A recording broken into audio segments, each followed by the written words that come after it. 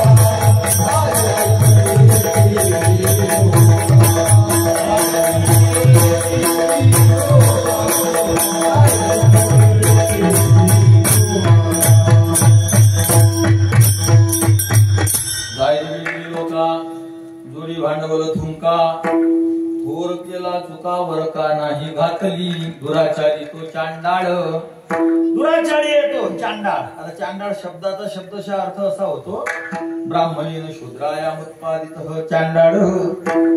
ज्याचा बाप ब्राह्मण आहे आणि माता शूद्र आहे अशाच्या पोटी जन्मलेलं जे बाळ आहे त्याला चांडाळ म्हणतात. दुराचारी तो चांडाळ. आणि पुढचं काय बोलतात माहितीये का? पाप सांगते विटाळ. म्हणजे ज्याच्यामुळे बाबाजी पापाचा विटाळ आहे तो असं नाही, पापाला ज्याचा विटाळ आहे तो दुराचारी. विठाला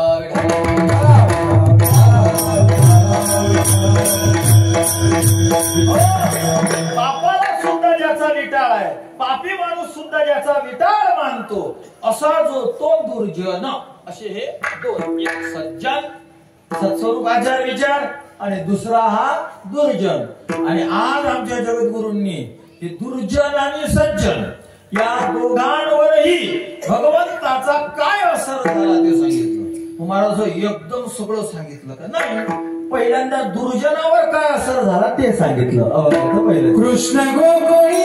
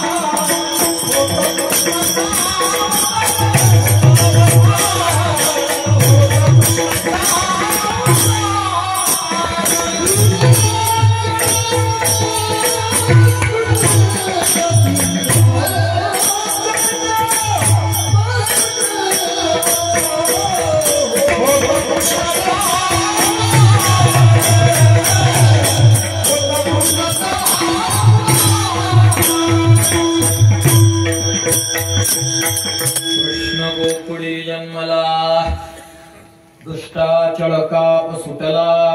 महाराज दुष्टाचळकाप सुटला बघूया आम्ही. पण तुम्ही काय म्हणले? कृष्ण गोकुळी जन्मला. जगद्गुरु तुकोबाराय म्हणतात. महाराज तुकोबारायांचा अभंग आहे.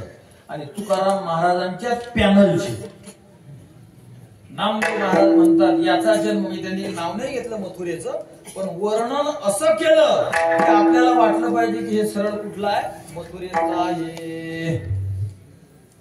काय दशरथ मारीला तोची होता मास.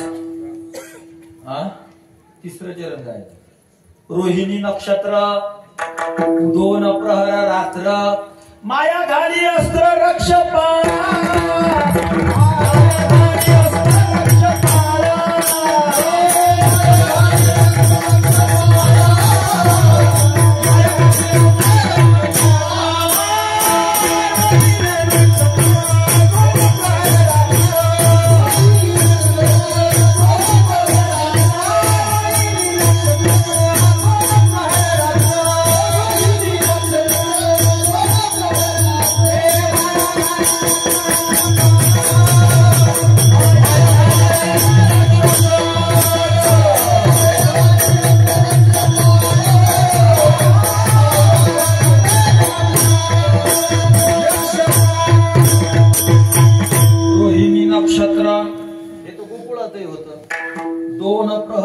मात्र हे गोकुळातही होतं मथुरेतही होतं.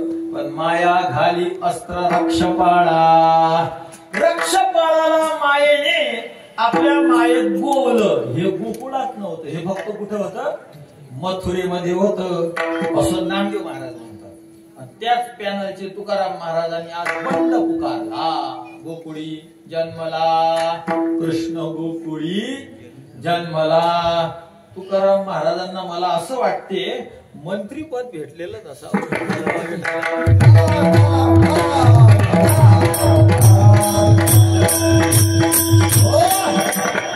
जनतेने महाराज या नेत्यांना वेठीस धरून काम करून घ्यायचे असते. कोणाच्या बापाचे नाही, कोणताच नाही. सगळे पक्ष भक्ष, कोणीच कोणाचं नाही. फक्त आपलं आपलं पाहणारे असतात सर्वजण. फक्त जनतेने वेठीस धरलं की नाही इलाजानं त्यांना, जनतेने ज्या मुद्द्याला धरून त्यांची पाठ राखली त्या मुद्द्याचं त्यांना असं इलाज ना इलाजाने वळतान करावी लागते. त्यात पुन्हा जर जनतेचा तो मुद्दा नसेल तर मग ते पुन्हा त्याच्या मनानं वळतं.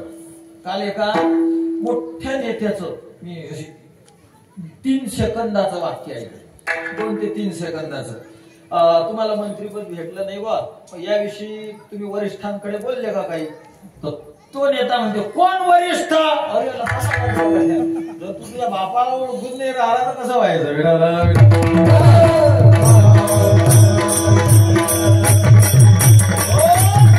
जेव्हा तेव्हा भाऊ म्हणतील, भाई म्हणतील, दादा म्हणतील. मला वाटतं सगळं उरकलं याच्यात मी नाही.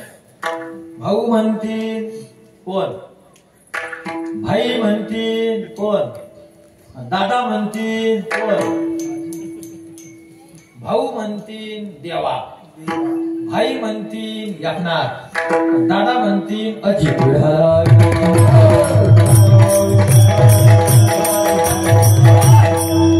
नेहमी या शब्दांचा जप करणारे एकदम काय म्हटले, कोण वरिष्ठ? नक्कीच समजायचं यांच्या शक्तीवर पाय दिल्या गेला. कुत्रे जे भुंकतात की नाही बाबाजी काळेवर, तर याचं खरं कारण मी ऐकलं होतं कोणाच तरी, खरंच असेल ते. या प्रत्येक कुत्र्याच्या शब्दावर कधी ना कधी कोणा ना कोणा गाडी गेलेली असते. म्हणजे गाडी पाहिली की शब्दावरून जाते बा, म्हणून ते लगेच गाडी दिसली की भुंकायला लागतात, गाडी दिसली की लगेच भुंकायला लागतात. तसं महाराज कायम एकाच नावानं भुंकणारे एकदम असं कोण वरिष्ठ म्हणतात. याचा अर्थ काय तुम्हाला कळाला काय? याच्या शब्दावरून गाडीचं चाक गेलं. तसं आपण ते इकडे बोलू शकतो, कारण यांचे जन्मदाते आपण आहे नेत्यांचे. यांना नेता कोण केलं? यांना मोठं इथपर्यंत कोण आणलं? आपण आणलं. त्यामुळे ज्युनियर विषयी आपण थोडे सिनियर शब्दांचा प्रयोग करू शकतो, पण जगद्गुरूंना आपण असं म्हणू शकत नाही. पण जगद्गुरू म्हणून तो म्हणू शकतो ना की का तुकोबा तुमचे पक्षश्रेष्ठी नामदेव महाराज यांनी काही पदगीत नाकारलं काय तुम्हाला? कारण ते म्हणतात मथुरेत जन्म झाला आणि आज तुम्ही म्हणता कृष्ण गोकुळी जन्मला. पण आम्ही तुमचेच चेले आहे वारकरी. असत्य वचन होत, असत्य वचन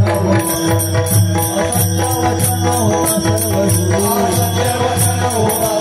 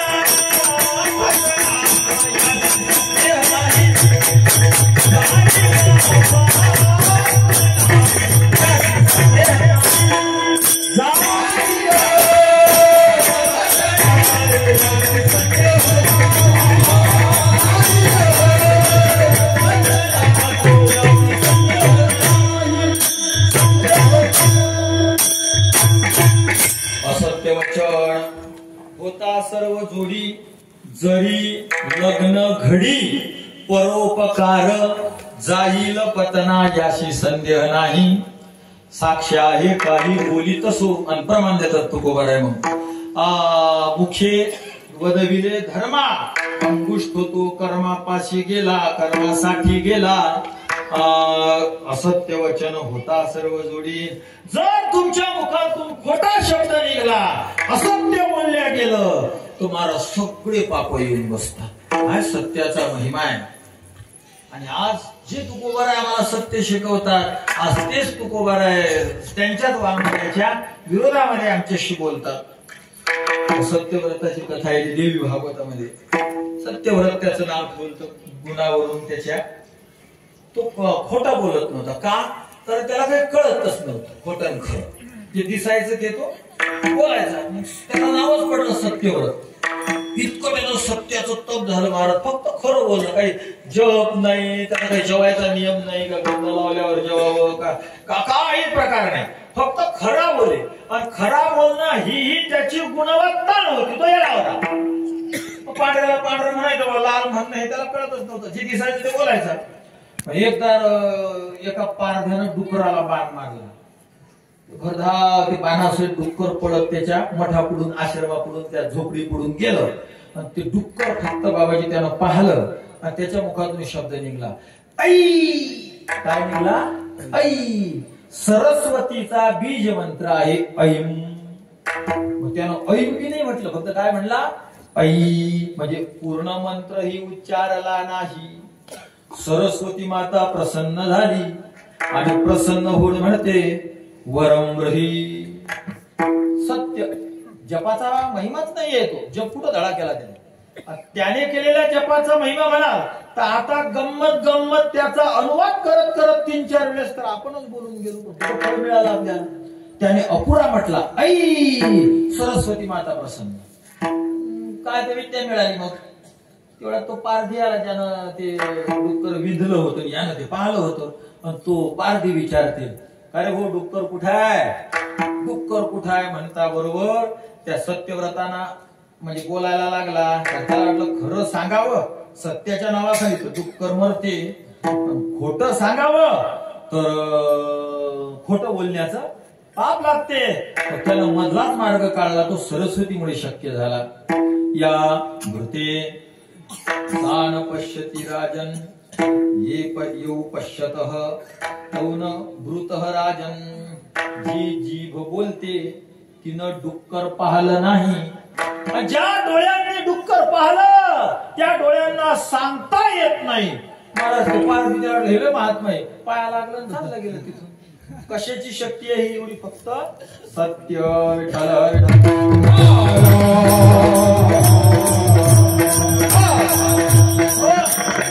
केरळामध्ये एक मीना नावाची जात आहे मीना ते मीनाचं कंसातलं नाव आहे चोर मीनाचं कंसातलं नाव काय चोर ते जातीचं नाव मीना आहे जसं आपल्याकडे साडी माळी कोळी कुणबी असते तसं त्या जातीचं नाव आहे मीना त्यातला एक तो त्या गावाचं नाव होतं घोडी आणि त्या व्यक्तीचं त्या मीना जातीतल्या माणसाचं नाव होतं घाटम आणि तो चोरी जर केल्याने गेली तर त्यांना असं वाटायचं आज अपशकुन झाला आज आपल्याच्यानं चोरीच झाली नाही पोरगी पाहायला गेले जर पोरगा चोरी करत नाही म्हटलं तर ते त्याला गावातही येऊ देत नव्हते चोरी करत नाही म्हणल्यावर हा पवित्रच नाहीये ते जातच तशी चोरीच करायची महाराज एका प्रवचनात गेला साधूला शरण गेला बसायचं आणि त्याला वाटतं आज कुठं चोरी होईल नाही काहीतरी साधूचं घोंगडं घांगडं चप्पल गिप्पल म्हणजे आजचा दिवस आपला शुभ होऊन जाईल बसला साधूने त्याला सांगितलं हो चोरी करायला सोडून दे तुम्ही महाराज तुम्ही संत माणसं महात्मे माणसं असं धर्माच्या विरोधात कसं काय बोलता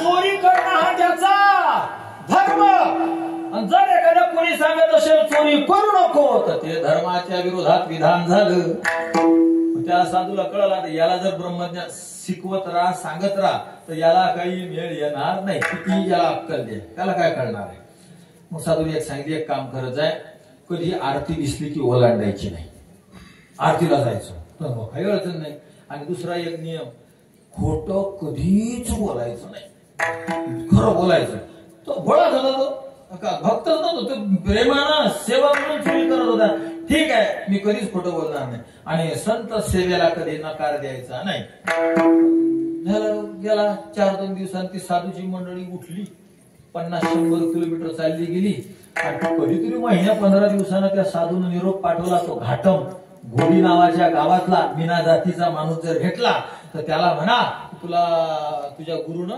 दर्शनाला बोलावलं. किंवा काही कामासाठी बोलावलं. याला वाटलं आता 200 किलोमीटर गेले 15 दिवस लागतील जायला, कसं करावं. त्याने डोकं लावलं. राजाच्या घरचा राजाच्या त्यातला गोठ्यातला घोडा चोरून नेऊ. चालले. आता तो काय आता चोरस स्वस्त महाग काय त्याला बढियापैकी कपडे मारत एकदम दारात ते सगळे उभे राहिलेले. हा गेला घाटम आत घुसायला लागला. त्यांनी अडवलं. कुठं चालला? कोण आहेस तू? चोर. साधूचा शब्द आहे खोटं बोलायचं. कोण आहेस तू? चोर. त्यांना अडवलं. मोठा कोणीतरी साहेब अंगाचा वाजबीश येत आहे ना सेंटचा.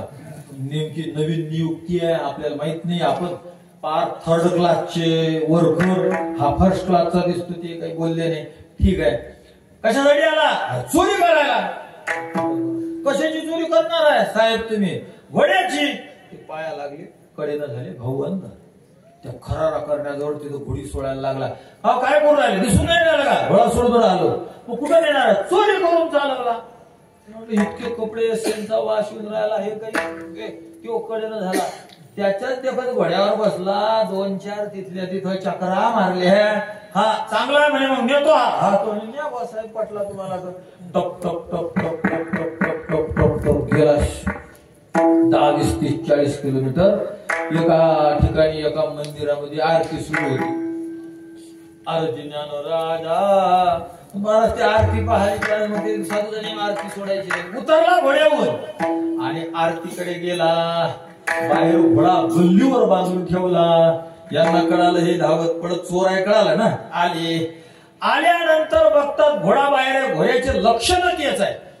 चोरीला गेलेला घोडा होता पांढरा आणि हा झाला काळा. देवाने केला तो काळा. ते आले ते तो मात्र दिसला उभा आरती पुढं गेलेला नाही.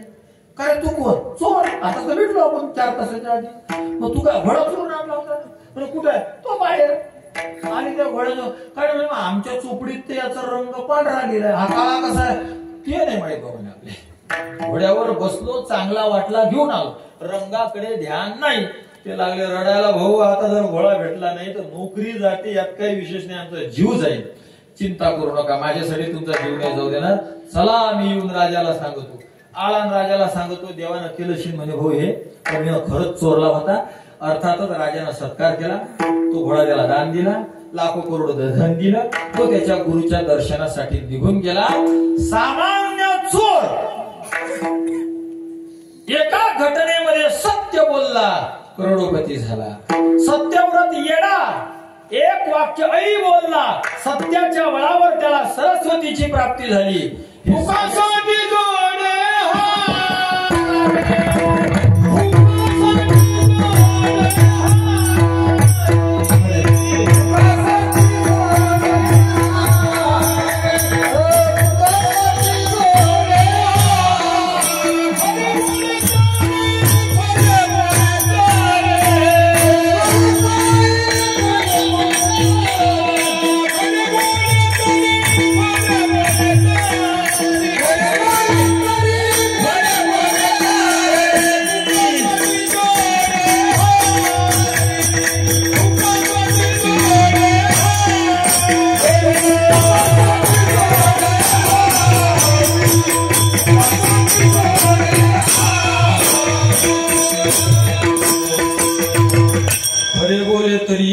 फुकासाठी जोडे हरी.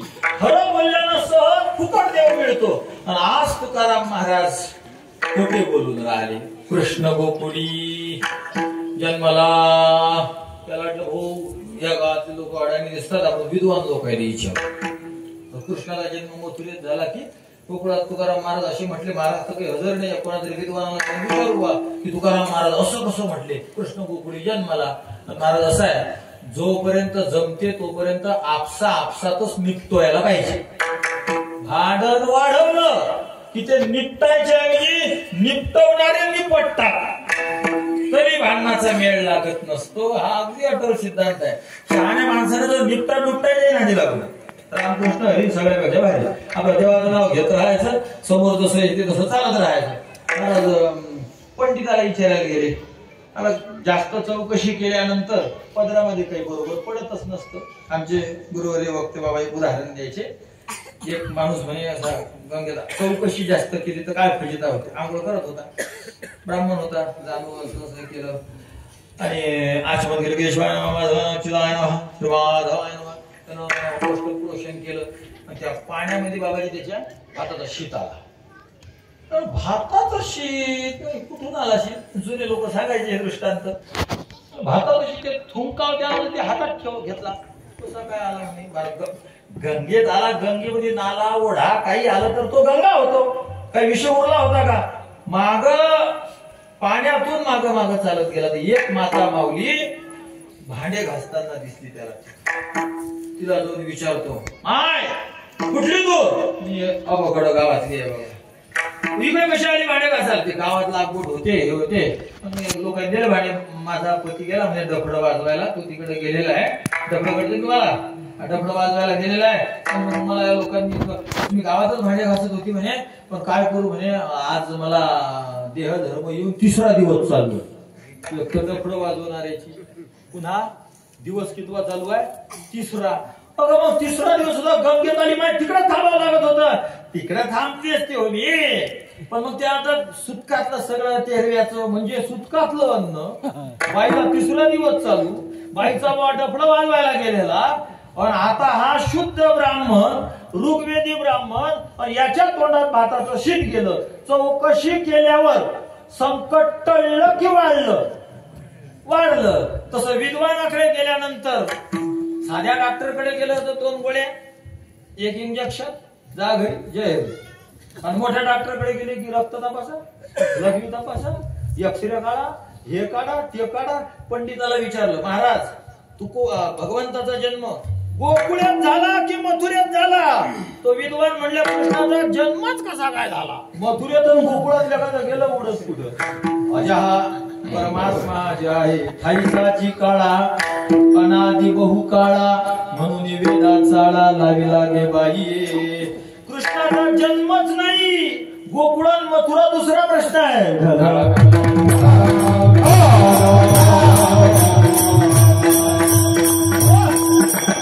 पंडितांना त्यांना केलं कठीण, पण आपण सोप्यामध्ये घेऊ. तर ज्या वेळेस अजन्य परमात्म्याच्या जन्माचा विषय येतो तर त्या जन्मा या शब्दाचा अर्थ प्रगटन असं घ्यायचा.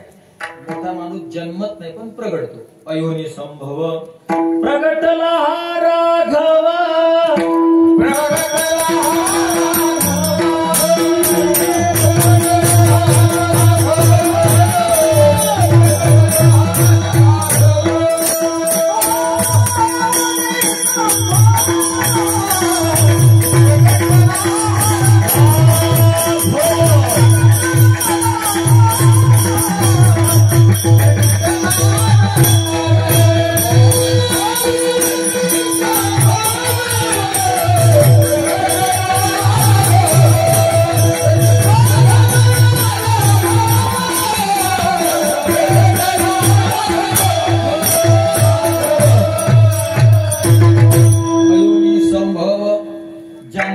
हा राघव, असं नाही. प्रगटला, प्रगट झाला, जन्म वेगळा. प्रगटण्यामध्ये आधी नसावं मग असावं असं नसतं. आधी असतेच, फक्त तो तिथं नसते. एकदम आला लोक, अरे बघा कुठं प्रगटला रे तू? आता लोक नव्हता इथं. प्रगटणं म्हणजे येणं फक्त. तर परमात्मा प्रगटतो. म्हणजे गोकुळी कसं काय? ते मथुरातलं वर्णन आहे. आणि तुम्ही म्हणता गोकुळामध्ये जन्मला, तर याचे अनेक उत्तर देता येतील. 2 वाक्यात उत्तर देतो. पहिलं उत्तर तर असं आहे, मथुरे जरी जन्माला आला, अवतार झाला त्याचा, तर तिथं उत्सव नाही झाला, तो गोकुळात झाला. इथं माहितच नाही कोणाला, तिथंच माहित आहे. जे माहित होतं ते कॅबिनेट माणसाला माहित होतं. तुमच्या माझ्यासारख्याला हे माहित नव्हतं. पोसदेवाला माहित, देवकीला माहित, नंदबाबाला बी नंतर ते विसरले होते. देवकी माते विसरले होते, सगळ्यांनाच विसर पडला होता. खरं तर वसुदेवाला माहित फक्त मोठं प्रकरण आहे. त्यामुळे 2-4 माणसाला माहित असण्याला माहित असणं म्हणत नाही. गोकुळात दिसलं म्हणून गोकुळात एक. आणि दुसरं असं जे तुम्हाला न पटण्याजोगं असेल, पण मी तुम्हाला प्रमाण देऊन बोलेन. चंपू ग्रंथ नाही, हरिवंश पुराणातला एक श्लोक आहे बाबा.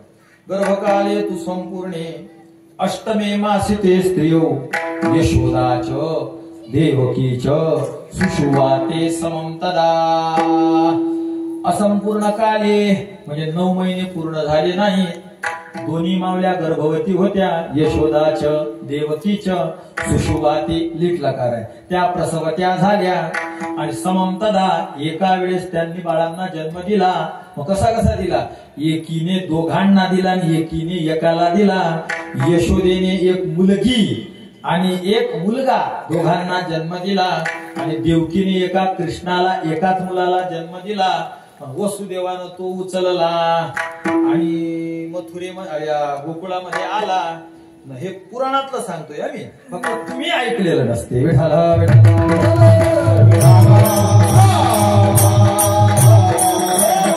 आठव्या महिन्यात जन्म झाला. गर्भकाले तू असंपूर्णे अष्टमे मासे ते स्त्रियो. 8व्या महिन्यामध्ये जन्म झाला. प्रत्यक्ष पुराण समुद्र आलं. वसुदेवानं कृष्ण हातात घेतला. अरे हा आणि हा सारखा दिसतो. जवळ ठेवले. ते दोन एकत्र झाले आणि ती माया उचलून वसुदेव इथं आले कृष्णाजवळ. वसुदेवा देवकी जवळ आले. तिच्या जवळ ठेवला आणि मग ते जागे झाले. गेले कंसाजवळ पळत. देवकी प्रसवली. कंस येऊन पाहतो. हातात घेतलं. अरे तो पोरगी आहे. मग त्याचं डोकं जरा फिरलं ना, कारण त्याला माहित होतं आकाशवाणीनं काय सांगेल होतं. महाराज आकाशवाणीनं काय सांगेल होतं? आकाशवाणीनं काय सांगेल होतं? आठवाईचा गर्भ वरील तुझशी ऐकुनी मानसी क्रोधावला. आकाशीची वाणी सांगत असे कंसा मानी हा भरवसा बोलण्याचा. आठवाईचा पुत्र वरील तुझशी. 8वा बनेल ही 8वी कशी म्हणून त्यानं हातात घेतली आणि गर फिरून आदळणार वर गेली आणि बोलली. तुझ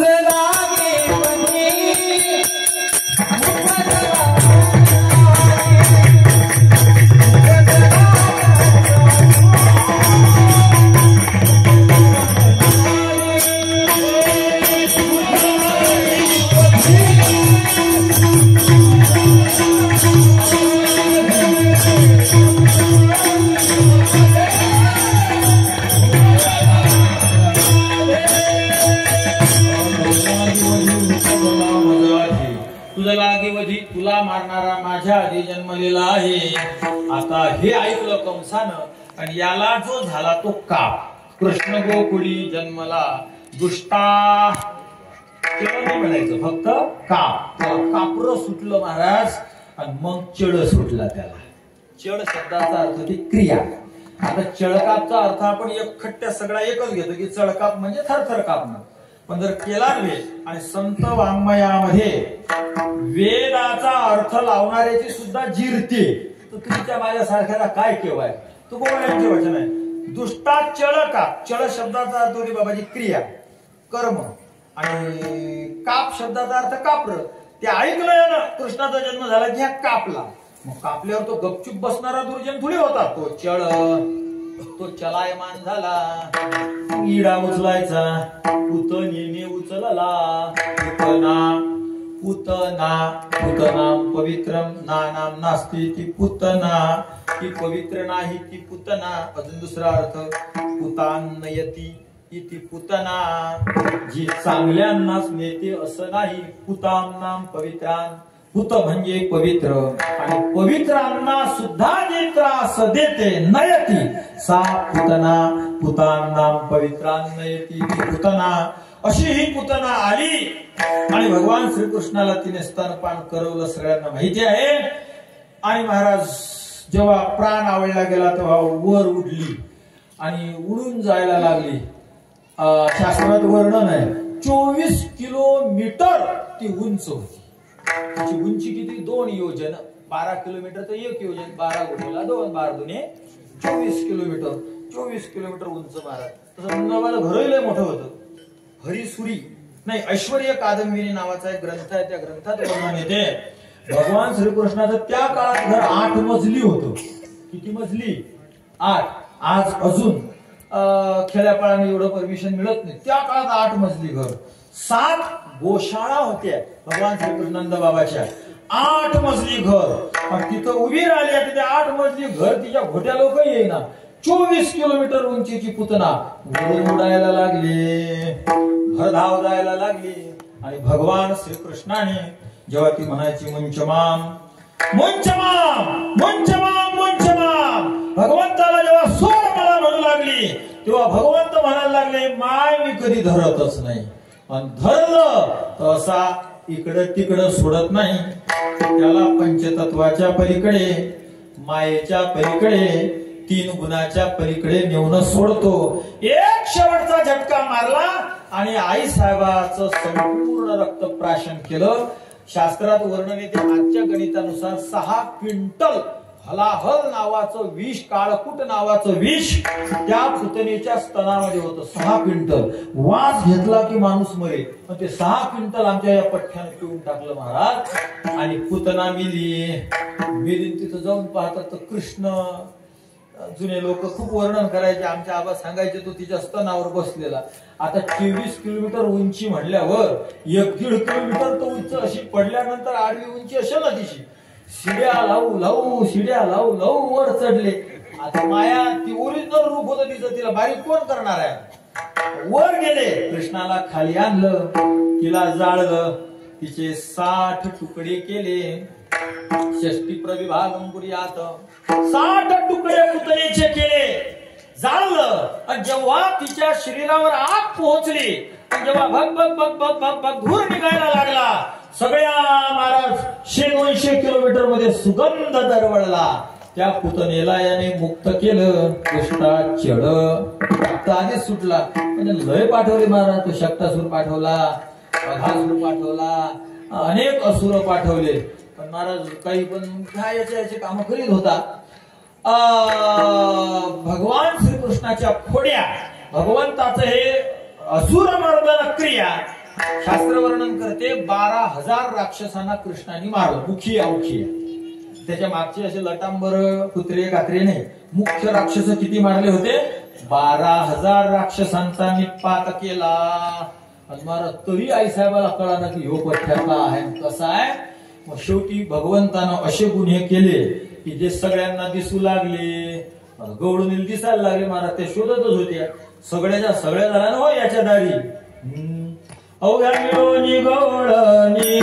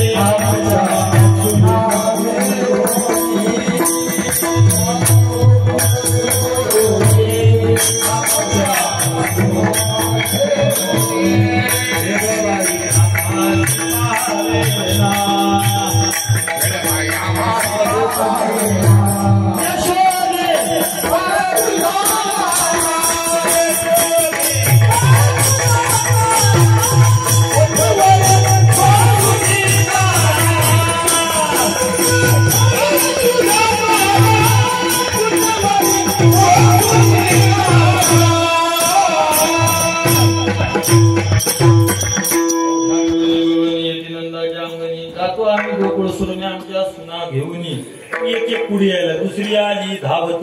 याने बाई काय केली मात.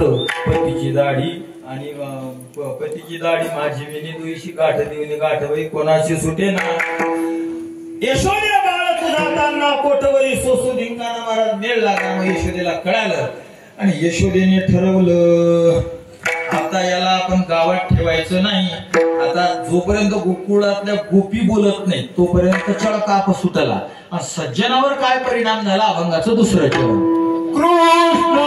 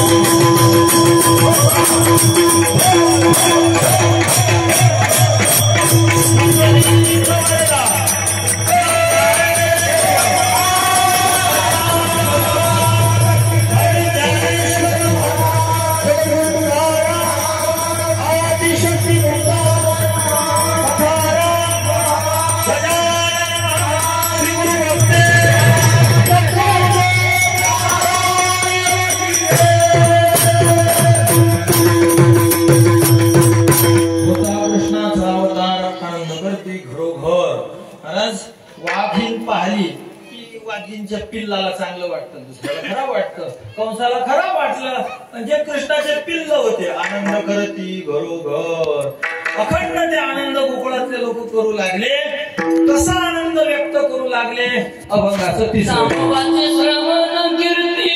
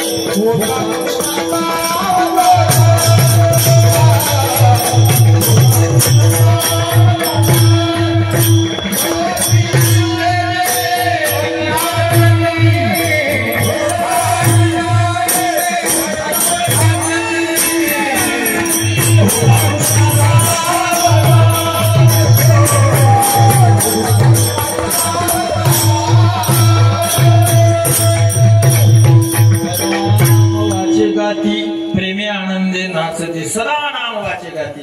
मला सात्विक माणसाचा आनंद व्यक्त करण्याची पद्धत असते. तो भजन पूजन करणार, लोकांना पंगत देणार, वारकऱ्याला जीव घालणार. रजोगुणी माणसाला आनंद झाला की तो पाहुणे रावळे बोलावते. रजोगुणी काही जास्त मजल नाही गाठत, मग त्याच्या पानपुड्यामध्ये तंबाखू गुटखा एवढं तेवढं राहते, असा आनंद व्यक्त करतो. तमोगुणी माणसं असले की त्याचा आनंद म्हणजे मग मांस मच्छी बाटल्या असं करून ते आनंद व्यक्त करतात. सात्विक माणसं भजन करून आनंद व्यक्त करतात. रजोगुणी माणसं पार्टी देऊन आनंद व्यक्त करतात, म्हणजे खाऊन आनंद व्यक्त करतात. आणि तमोगुणी खाऊन आणि पिऊन दोन्ही पद्धतीने आनंद व्यक्त. हे हरिभक्त असल्यामुळे प्रेमे आनंदे नाचती भगवंताचं चिंतन करतात, उड्या मारतात. या चिंतनानं काय होतं? तुका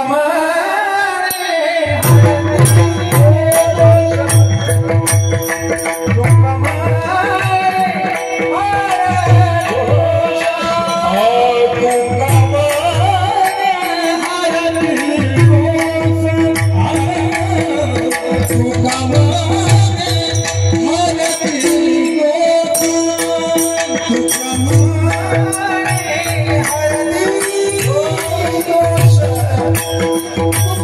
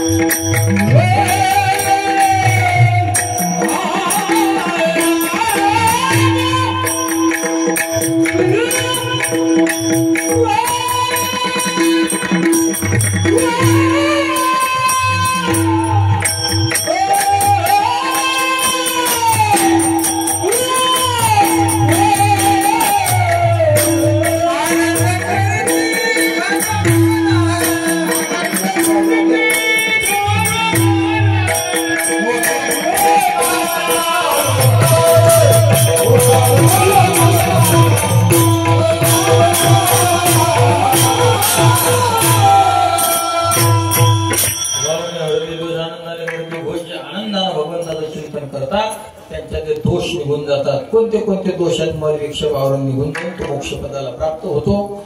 जसं नामस्मरण हे मोक्षपद प्राप्तीचं साधन आहे, तसं भगवंताचं चरित्र कथन गायन वर्णन दर्शन हेही आहे. भगवंतानं अनेक प्रकारच्या लीला केल्या, किती केल्या आमच्या शास्त्रांनी वर्णन केलं. वृक्ष निलयन मर्कुटोत्प्लवन अहमामिक स्पर्श भ्रमण कर्तादी लक्षण बिलवादी प्रक्षेपण अस्पर्शत्व नेत्रबंध स्वेदांतलिक नृप हरिना शालिक्य नियुद्ध अक्षम मृगया शालभंजिका दतोद्वाह विटा कनक विवाह इंद्रमोहन ब्रह्मामोहन आणि रास. विठाल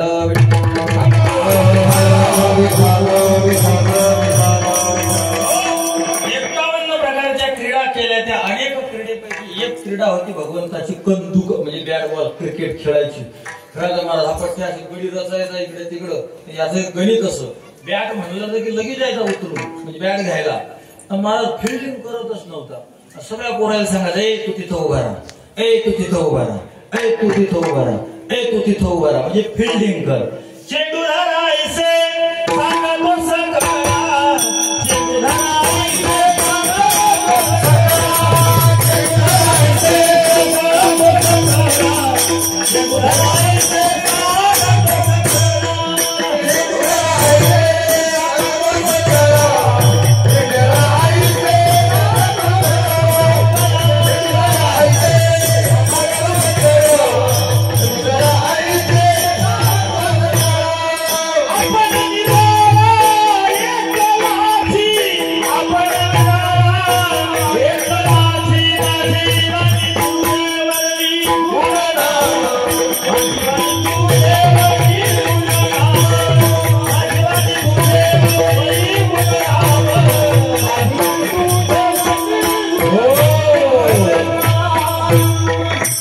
चेंडू धरायचे सांगतो सगळा. चेंडू धरा म्हणजे फिल्डिंग करा.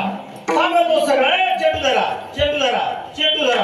पण आपण निराळा एकलाची हा चेंडू धरत नाही, हा फिल्डिंग करतो. पुरा जीवावर नाही येणार काय बॅटिंगला पुढं आणि फिल्डिंग करायचं की निभाखाली जाऊन बसतो. पुऱ्याच्या जीवावर आलं. हरे कृष्णा तू फिल्डिंग का करत नाही? देवानं उत्तर खूप गोड दिलं. चेंडू शब्दाचा अर्थ विकार होतो. चेंडू म्हणजे काय? विकार. पण योगायोग आज ओव्हर जी तयार झाली ती 6 बोलाची. विकार सुद्धा किती आहे? 6 विकार आहेत. आणि हे जे विकार आहेत ना हे जीवाकडे जातात, देवाकडे येत नाही. चेंडू आला तर फिल्डिंग केली जाईल की नाही. मी देव आहे, परब्रह्म परमात्मा आहे. सगळे विकार माझ्यामध्ये सामावतात, माझ्याकडे विकार येत नाही. माझ्याकडे जर काम आला असता मी बिल्डिंग केली असती, क्रोध आला असता मी बिल्डिंग केली असती, पण माझ्याकडे विकारच येत नाही. विकार जातात जीवाकडे, बॉल जातो त्या स्टंपकडे जातो. 3 स्टंप होतात योगायोग. आणि 3च साधन आहेत महाराज, कर्म, उपासना आणि ज्ञान. बॉल 3 पैकी एखाद्या तरी दंडीला उडवण्यासाठी फेकला जातो. मग बऱ्याच साधकांचं, कोणी उपासक असतो कर्माचा, त्याचं कर्म, जैमिनीचं कर्म काम नावाच्या विकाराने उडवलं आणि तो बाई झाला. सगळ्यांना माहित असणारी गोष्ट आहे. तर कर्म पुढे काय आहे, उपासना, उपासनेला सुद्धा बॉल उडवतो. आणि ज्ञान, ज्ञानाकडे सुद्धा हा बॉल जातो. कर्म उडालं तरी बॉल, उपासना केली तरी बॉल, आणि ज्ञानावर उडाला बॉल तरी बॉल. 3 पैकी कोणी स्टंपला धक्का लावू, साधक आऊट. म्हणून त्या बॅट्समन हा साधक आहे, त्याचं काम आहे की बॉल स्टंपकडे जाता कामा नये, तो फिल्डिंग करत राहतो. पण याच्याकडे बॉलच येत नाही. चेंडू धरायचे सांगतो सकळा, आपण निराळा एकलाची. याच्याकडे बॉलच ना आल्यामुळे फिल्डिंग करायचा विषय येत नाही. महाराज, खेळामध्ये अध्यात्म उतरलं की खेळाचा आनंद निघून जातो. देव असा आध्यात्मिक बोलायला लागला आणि पोराला काय दिलं कळा काय चालू की हे बॉल चेंडू विकार आम्हाला कळा ना, आम्हाला लागली भूक, काही अडचण नाही बा, आपण करूया काला. महाराज, रोज काला केला देवानं, एकच दिवस केला नव्हता. तर यज्ञ पत्नीच्या अन्नाचा भोग घेतला होता परमात्म्यानं. रोज काला. काल्यामध्ये प्रकार आहेत महाराज. अष्टोत्तर शतसहस्रोदन काला, दध्योदन काला, मुग्धोदन काला, पारमन्नोदन काला, दिव्योदन काला, दध्योदन काला. त्यामध्ये दोसेलू, पुड्या, भृतपुड्या, चिरोट्या, फेण्या, घाऱ्या, घारग्या, वेटनिगे असे अनेक प्रकारचे पदार्थ वापरायचे. असा हा काला भगवंत त्या ठिकाणी करत सगळ्यांच्या शिदोऱ्या एकत्र केल्या. भगवान श्रीकृष्ण हातामध्ये भांड घेत या ठिकाणी मिरच्या, पापड असं लावायचे, भांड्याच्या हातामध्ये असायचं. सगळ्या गोपाळांना काला देत. काला वाटत असताना त्याची लाईन लागलेली अशी त्याची रचनाशास्त्रानं सांगितली. पुढे लहान गोपाळ, त्याच्या मग त्याच्यापेक्षा मोठे गोपाळ, त्याच्यापेक्षा मोठे गोपाळ. असं का? 2 कारण. लहान मुलांची भूक कोवडी असते म्हणून ते पहिल्या पंक्तीत. एक. दुसरं, तिथं फक्त खायला आलेले नव्हते, देवाला पाहायला म्हणजे सेवेला आलेले होते. मोठे गोपाळ पुढे पण लहाने गोपाळ मागे. पंगत मिळाली असते पण लहान गोपाळाला मोठे गोपाळ मध्ये आल्यामुळे देव दिसला नसता. उडी मारून देव पाहिला असता. 1दा 2दा उडी मारू दिली असती. म्हणून भगवंताला माहित होतं, भगवंतांना छोटे गोपाळ पुढे, मोठे गोपाळ मागे, असा हा पंक्तीचा नियम आहे. पहिली पंगत लहान मुलांची असावी, दुसरी पंगत गर्भवती स्त्रियांची असावी, तिसरी पंगत म्हाताऱ्या माणसाची असावी, चौथी पंगत रोग्याची असावी, 5वी पंगत मग तुमच्या माझ्यासारख्या धेंड्याची असावी, आणि मग मी पाहुणे आणि सगळेच शेवटी गावातले लोक, असा नियम आहे. पण आता लहान पोरं जर पंक्तीत बसले तर मोठे माणसं त्यांना उचलून काढून देतात. पहिल्या पंक्तीचा नियमानं अधिकार लहान मुलांचा आहे, पण दुसरा मग मावले. आता एवढी काही संख्या नसते महाराज. आता कसं सांगा तुम्हाला पटत नाही. 5 लाख भगवान श्रीकृष्णाच्या कुळाला शिकवायला मास्तर होते. विद्यार्थी किती असतील? आज आपण एवढ्यालाच आपल्याला लोकसंख्या खूप वाढली. लोकसंख्या नाही, आचार विचार कमी झाल्यामुळे ती जास्त वाटते. एका विचाराचे लोक आपण एवढे जण इथं, आपल्याला वाटते का गर्दा झाला इथं? आणि एसटी मध्ये का बरं गर्दा वाटते? एक गुटखा खाते, एक तंबाखू फोडते, एक शिव्या देते, एक कुलपी वाजवते, एक मोबाईल मध्ये पाहते. एका व्यसनाचे असतात म्हणून गर्दा वाटतो. आता आपण इथं एवढे जण आहोत पण गर्दा वाटत नाही, पूर्वी वाटत नव्हता. 5 लाख नुसते यादव कुळाला मास्तर होते महाराज. असा तो काळ. भगवंत त्या सर्वांना काला वाटायचे. भगवंत जो काला वाटत तो मुख्य काला असे. आज आपल्या समोर जो काला आहे तो प्रतिकात्मक काला आहे. आपण भगवंताला प्रार्थना करू की हे प्रभू, या प्रतिकात्मक काल्यापासून आमचा प्रवास त्या मुख्य काल्यापर्यंत हो, या गौण काल्यापासून आमचा प्रवास मुख्य काल्यापर्यंत हो, अशी भगवंताच्या चरणी प्रार्थना करू आणि सेवेला पूर्ण विराम देऊ. ज्ञानेश्वर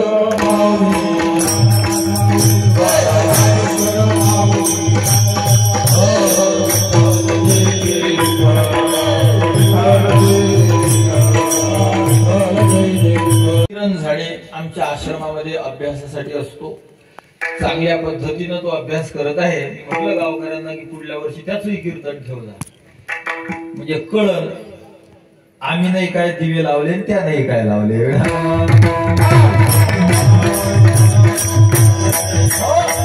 आणि अधिक सर्वात विशेष जी गोष्ट उल्लेखित करायलाच पाहिजे ती अशी की आपल्याच जवळ असणारं संस्थान संबर संस्थान, त्या संबर संस्थानचे मठाधिपती आदरणीय पूजनीय आम्हाला आदरणीय असणारे श्री हरिभक्तपरायण एकलव्य बाबा, आज आमचंही काही पुण्य आहे की बाबा आमच्या कीर्तनाला हजर आहे आणि तुमच्याही गावाचं पुण्य आहे की बाबाजी हजर आहे.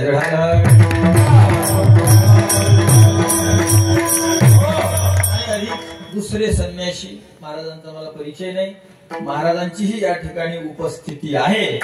या महात्मे द्वयांच्या उपस्थितीमध्ये आणि तुम्हा सर्व सद्ग्रहांच्या या सायासाने चालू असणार हा सप्ताह, त्या निमित्ताने आपण आज जो अभंग चर्चेला घेतलेला आहे त्याचा आपण चिंतन करूया.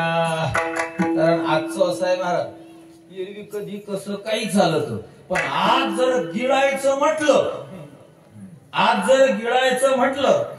याची अनुवाद सदा सर्व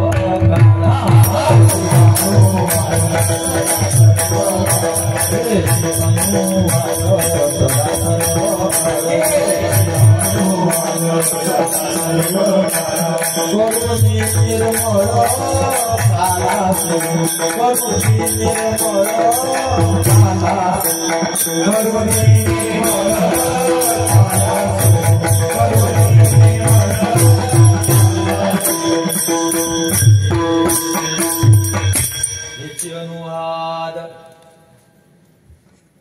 करुणी निर्मळ, ह्याचे अनुवाद करू सदा सर्व काळ. करुणी निर्मळ, निर्मळ करावी लागते ही कथा.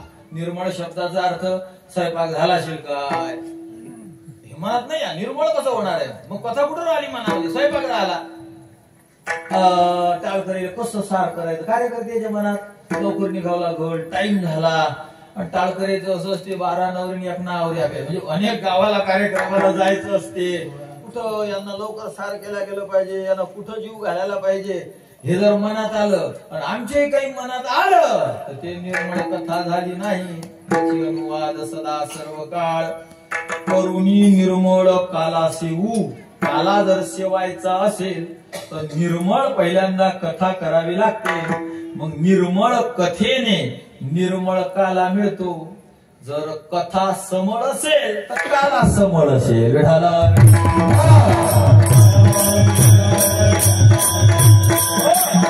आणि आज आपण चर्चेला जो अभंग घेतलेला आहे हा भगवंताच्या अवतारानंतर सज्जन आणि दुर्जनाची काय स्थिती व त्यांच्यावर कसं काय चिन्ह उमटले याचा उल्लेख जगद्गुरूंनी केलेला आहे. उल्लेख शब्दाचा अर्थ होते थोडासा त्याचा गायन करणं, थोडासा त्याचं वर्णन करणं. थोडा का बरं? कारण विस्तार जर बघितला तर एवढा मोठा आहे की आपण त्याचा पांग घेऊ शकत नाही. पण आज मात्र तुकोबारांनी उल्लेख केला सज्जन दुर्जनाची स्थिती. पण मला सज्जन कशाला म्हणतात, दुर्जन कशाला म्हणतात? सोपे लक्षण आहे. सज्जन कशाला म्हणायचं? सत म्हणजे काय? सत म्हणजे कोण आहे? परमात्मा. सत्य तू विठ्ठला. आणि जन म्हणजे काय? लोक. म्हणजे परमात्मा स्वरूप जन नाही. परमात्मा स्वरूप जन हा जरी साधा अर्थ निघत असला तरी सत आहे परमात्मा. तो मिळेल वा तो मिळाल्यानंतर केला जाणारा आचार तो सदाचार. आणि तो मिळेल किंवा मिळाल्यानंतर केला जाणारा विचार तो सद्विचार. असा सद आचार आणि सद विचार जे करतात त्यांना सज्जन म्हणतात.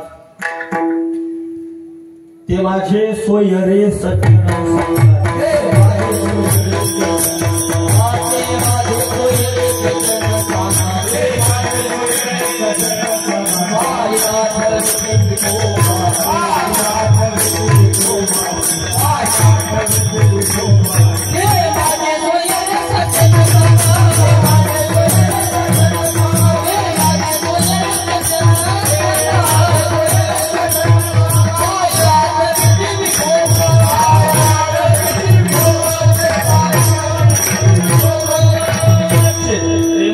सोयरे सज्जन, माझे सोयरे सज्जन आहे.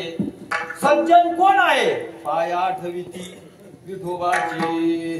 दुसरे करतात ते एर मान, दुसऱ्याला मान देतात, पण सगळे जण विठ्ठल आहे म्हणून देतात. तसं जेवण करत असताना माणूस तोंडी लावतो चटणी, मग घास नाही घेत, तू कसा धक्का लावतो. तसं जो सज्जन आहे त्याच्या घरी जर व्याही आला तर तो त्याला नुसता धक्का लावतो. तसं काय पाहुणे बरं आहे ना? हा, कराजेवर आरामशीर निवांत जा बरं, आम्हाला जायचंय कीर्तनाला. लावला धक्का, विठाला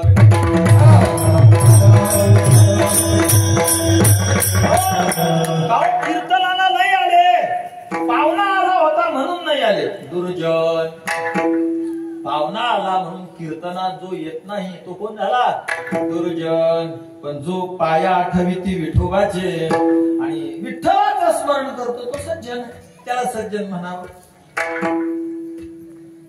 हे आपल्याला साधनात्मक आणि साध्यात्मक, म्हणजे आधी जो साधक अवस्थेतला सज्जन आहे तिकडे लावता येते आणि जो पोहोचलेला आहे तिकडे लावता येते. सज्जन साधा सदाचार भगवंत ज्याला प्राप्त होतो. मग खावं कसं, प्यावं कसं, हात कशी धुवावे, पाय कशी धुवावे, हे जो सांभाळून राहिला तो साधकात्मक सज्जन. पायावर पाय घेतले, शास्त्रात जर सांगायचं झालं तर पायावर पाणी घेतलं बाबाजी, आणि जर पायावर पाणी घेतल्यावर जो असं असं असं असं पायानं पाय घासतो, शास्त्र म्हणते दुर्जन.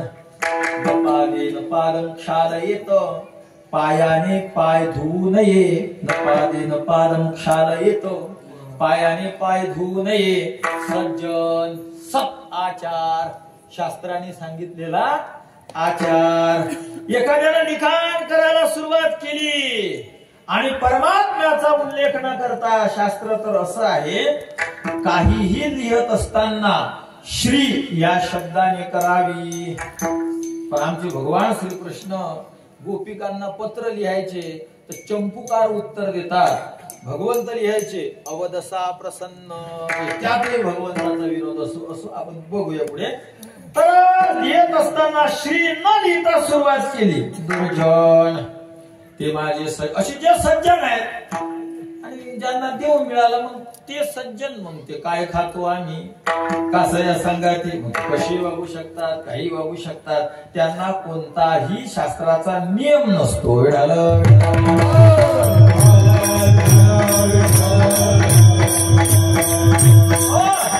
मग दुर्जन कोण? जो परमात्म्यापासून दूर आहे. दुराचारी तो चांडा,